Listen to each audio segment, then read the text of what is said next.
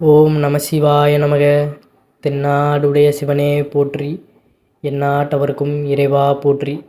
நம்ம மார்கழி மாதத்தில் பார்த்திங்கன்னா சாணம் தெளித்து கோலம் போடணும் அப்படிங்கிற ஒரு வழக்கம் இருக்குது. சாணம் தெளித்து கோலம் போடும் பொழுது அந்த லக்ஷ்மி கடாசம் அப்படிங்கிறது நமக்கு அப்படியே குடி குறுக்கும் அப்படிங்கிறது ஒரு ஐதீகம்.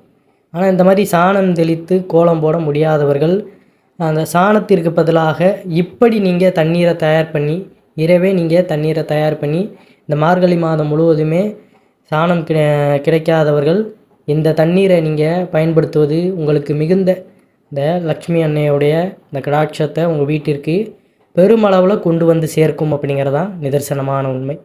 அது என்ன, எப்படி நம்ம அதை முறைப்படி செய்யணும் அப்படிங்கிற ஆன்மீகம் சார்ந்த பதிவு தான் இன்றைக்கு நம்ம தெரிந்து கொள்ள போகிறோம். நம்மளுடைய சேனலுக்கும் முதன்முறையாக வரவங்க சப்ஸ்கிரைப் பண்ணி மறக்காமல் உங்களுடைய நண்பர்களுக்கும் இந்த பதிவானதை பகிர்ந்து கொள்ளுங்கள். மார்கழி மாதம் என்றாலே நம் நினைவிற்கு வருவது வாசலில் போடப்பட்டிருக்கும் இந்த அழகான கோலங்கள் தான். மற்ற நாட்களில் வாசல் கூட்டி கோலம் போட சோம்பேறித்தனம் படுபவர்கள் கூட இந்த மார்கழி மாதம் வந்துவிட்டால் வாசலில் அழகான கோலம் போட்டு விடுவார்கள். ஆனால் ஒரு சில பேர் மார்கழி மாதம் இரவு நேரத்திலேயே இந்த குளிரும் இல்லைன்னா காலையில் எந்திரிப்பதற்கு சோம்பேறித்தனம் பட்டுட்டு நைட்லேயே பார்த்திங்கன்னா போட்டு வச்சுருவாங்க. இது ரொம்ப ஒரு தவறான விஷயம்.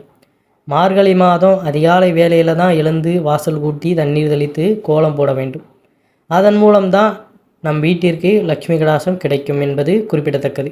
மார்கழி மாதம் இரவு நேரத்தில் கோலம் போடுவதன் மூலம் எந்த ஒரு நல்லதும் நம் வீட்டிற்கு நடக்கப் போவதில்லை. அதை நினைவில் கொண்டு இன்றைய ஆன்மீகம் சார்ந்த பதிவில் நம்ம போகலாம். ஏன்னா இது ஒரு முக்கியமான விஷயம். அதனால தான் நம்ம பதிவிற்குள்ளே போகுவதற்கு முன்னாடி இதை சொல்கிறோம். நிலைவாசலில் சாணம் தெளித்து கோலம் போடுவது லக்ஷ்மி கடாசம், இது நம்மில் எல்லோருக்குமே தெரியும். ஆனால் இன்று சாணம் இருக்கும் இடத்திற்கு தேடி சென்று அதை கொண்டு வந்து தண்ணீரில் கரைத்து தெளிக்கும் அளவுக்கு நமக்கு நேரம் இருக்காது. அந்த அளவுக்கு பார்த்திங்கன்னா பொறுமையும் சில பேருக்கு இருக்காது. அது மட்டும் இல்லாமல் எல்லோரும் இப்போது வேலை வாய்ப்புகளுக்காக பார்த்திங்கன்னா கிராமத்திலிருந்து நகரத்துக்கு எல்லோரும் சென்று விட்டார்கள். அதனால் அந்த இடத்துல இந்த மாதிரி கிடைக்காது. ஃப்ளாட்லேயும் அப்பார்ட்மெண்ட்லேயும் பார்த்திங்கன்னா குடியிருக்கின்றார்கள். வெளியில் டைல்ஸ் ஒட்டிய தரைகள் தான் இருக்கும். இப்படிப்பட்ட சூழ்நிலையில் நம் வீட்டிற்கு மகாலட்சுமி குடிகொள்ள வேண்டுமென்றால் இதை செய்வது மிகவும் நல்லது.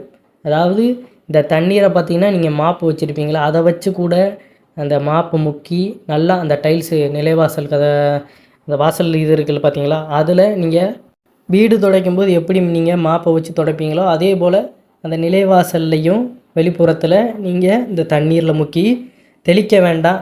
இந்த மாதிரி நீங்கள் முக்கி சும்மா தொடச்சி எடுப்பதே நல்ல பலனை கொடுக்கும்.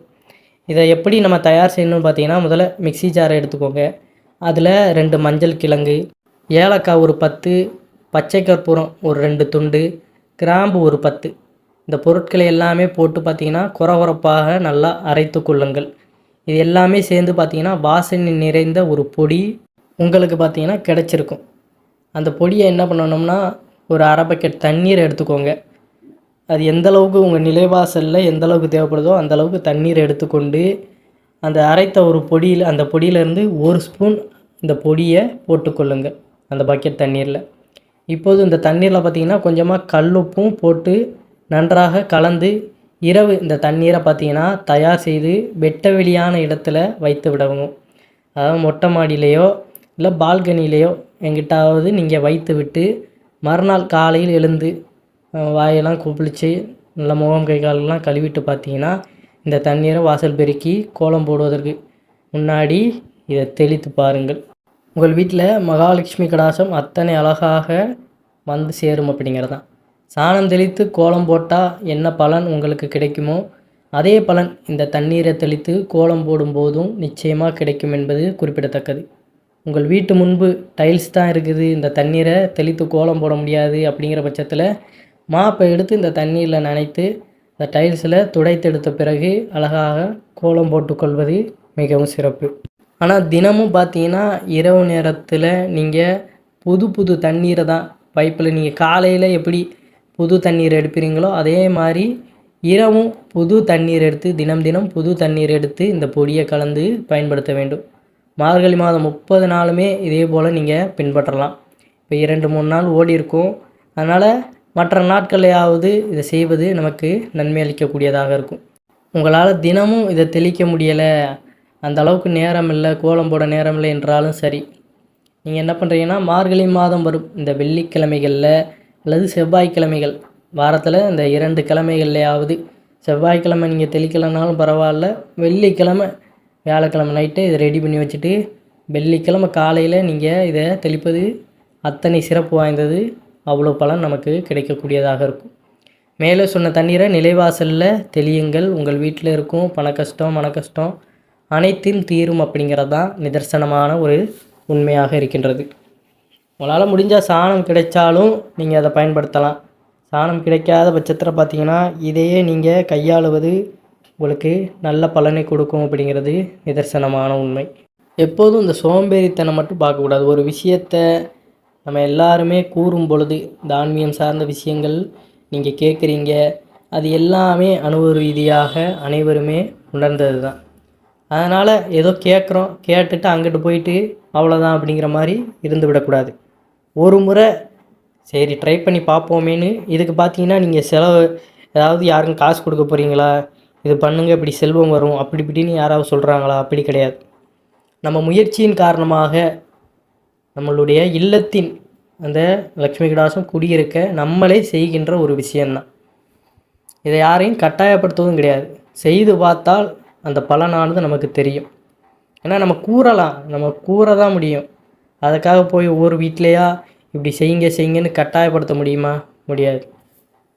அதனால் இந்த மாதிரி பதிவுகளில் நம்ம பயனுள்ள தகவல்களை குறிப்பிடுகிறோம். இதில் நிறைய பேருக்கு பலன் இருக்கத்தான் செய்கிறது. அதனால் ஒரு முறை நீங்கள் முயற்சி செய்து பாருங்கள். உங்களுக்கு அன்றைய நாள் நல்ல ஒரு நாளாக செல்லும் அப்படிங்கிறது தான் நிதர்சனமான உண்மை. கட்டாயம் அனைவருமே நாளைய தான் இந்த வார வெள்ளிக்கிழமையில் கூட, இன்றைக்கு கூட நீங்கள் இதை கேட்குறீங்க அப்படிங்கிற பட்சத்தில் அடுத்து நாளை கழித்து வெள்ளிக்கிழமை பிறகு இருக்கிறது. அந்த வெள்ளிக்கிழமையில் நாளைக்கு இரவு, இன்றைக்கு புதன், நாளைக்கு வியாழக்கிழமை ராத்திரியிலேயே இந்த தண்ணீரை ரெடி பண்ணி வச்சுக்கோங்க. ரெடி பண்ணி வச்சுட்டு மறுநாள் வெள்ளிக்கிழமை நீங்கள் இதை செய்து பாருங்கள். நல்லதே நடக்கும் அப்படிங்கிறதான் நிதர்சனமான உண்மை. அன்னை மகாலட்சுமி தாயாரின் அருள் கிடைத்து அனைவரும் பணக்கஷ்டம் இல்லாமல் நலமோடு வாழ நானும் பிரார்த்திக்கிறேன். அனைவரும் என்றும் இறையருள் பெற்று நலமுடன் வாழ வேண்டும். நன்றி, வணக்கம். ஓம் நம சிவாய நமக.